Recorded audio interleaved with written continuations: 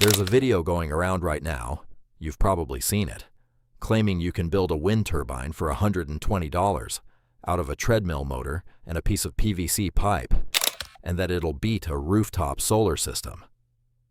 Free electricity, forever, no permits, no panels, no $15,000 install. I've been testing home energy claims on this channel for a while now, and normally I'd scroll past something like that. But the parts list is real. The physics behind it is real. So I stopped scrolling, and I did something the people making that claim didn't do. I actually built it.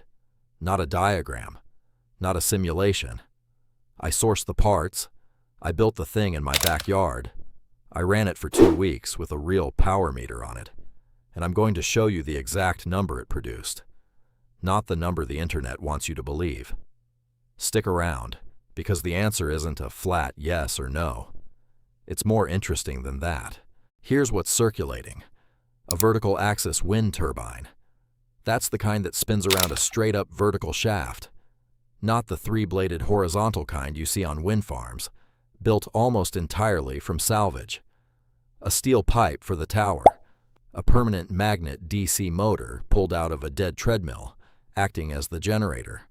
Blades cut from a section of Schedule 40 PVC pipe. A car battery-style deep cycle bank to store what it makes. Total claimed cost, around $120, assuming you can scrounge the treadmill motor for free or near free. The claim isn't just, it works.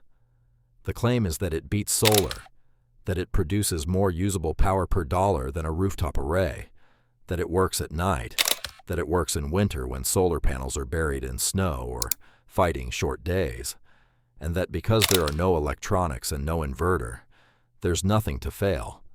That's a big claim.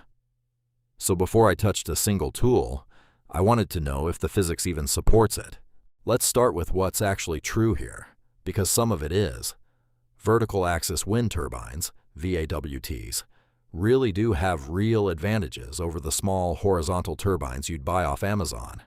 They don't need to face into the wind, so there's no yaw mechanism to fail, no tail vane, nothing to track wind direction. Wind hits them from any angle, and they just spin. That's a genuine mechanical simplicity advantage, and it's a big part of why the maintenance story is legitimate. Fewer moving parts that can break generally does mean a longer service life. That part of the claim holds up. The treadmill motor part also holds up as a real technique. Permanent magnet DC motors from treadmills are commonly repurposed as small wind and hydro generators in the DIY and homestead community. It's not a gimmick. It's a documented practice going back decades. Here's where it gets shakier.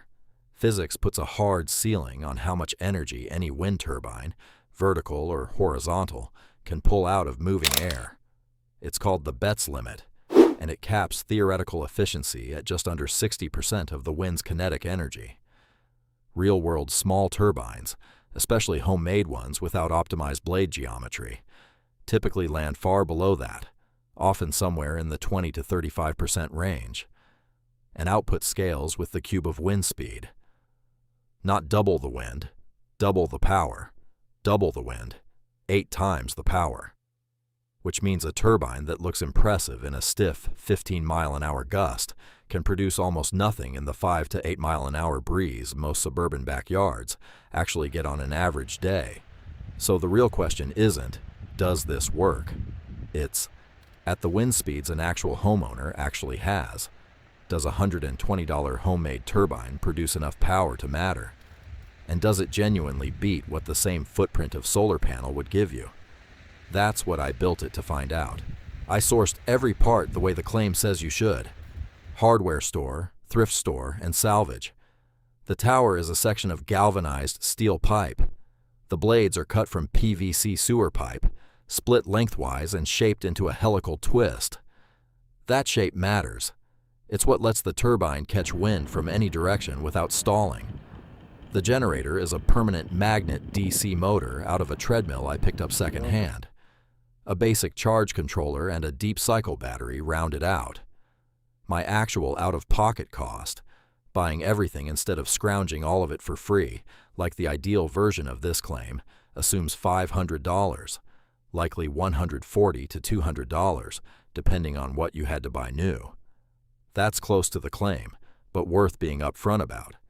Very few people are going to have a free treadmill motor sitting around. For most viewers, this is closer to a $150 to $200 project once you actually go buy the parts instead of assuming you'll find them on the curb. I mounted it in the spot on my property that actually gets the most consistent wind, not the highest point, the most consistently open one. And I hooked a real inline power meter between the turbine and the battery bank, so I wasn't relying on guesswork or the charge controller's built-in display, which tends to be optimistic. Then I let it run. 2 weeks. Every wind condition my location actually gets, not a cherry-picked windy afternoon. Here's the number. Over 14 days, my meter logged 3.5 to 4.5 kilowatt hours total. Some days it barely moved the needle, under 100 watt-hours on the calm days. On the 2 genuinely windy days we had, it spiked to 50 to 80. That's the cube law physics from earlier playing out in real numbers, not theory. Averaged out, that's roughly 0.3 kilowatt hours a day. To put that in context, a typical home refrigerator uses about 1 to 2 kilowatt hours a day on its own. So this turbine, in my conditions, on its own, isn't running a house. It's meaningfully offsetting 1 or 2 specific loads, enough to matter, not enough to go free forever. For the solar comparison, I priced out what a single equivalent wattage solar panel, same generator capacity, same rough footprint, would produce in the same 2 weeks based on my region's average sun hours. Approximately 9 to 10 kilowatt hours over 14 days. That's the actual answer, not the internet's answer. So, does the $120 wind turbine beat solar? Let's break this down piece by piece, because the claim isn't really one claim. It's actually 4 different claims stacked on top of each other, and they don't all deserve the same answer. Claim 1 is that it's simple, and that one's true. There are fewer moving parts than a horizontal turbine, no yaw mechanism to track wind direction, no pitch controls, and no tail vane that can snap in a storm. Wind hits it from any angle and it just spins. That's genuine mechanical simplicity, and simplicity usually means fewer things that break. So on maintenance risk alone, this part of the pitch is honest. Claim 2 is that it beats solar. And this is where it falls apart as a blanket statement. It doesn't beat solar. It might beat solar, depending entirely on where you live. Wind power scales with the cube of wind speed, not double the wind, double the power, but double the wind, 8 times the power. Which means location isn't a small factor here, it's the entire factor.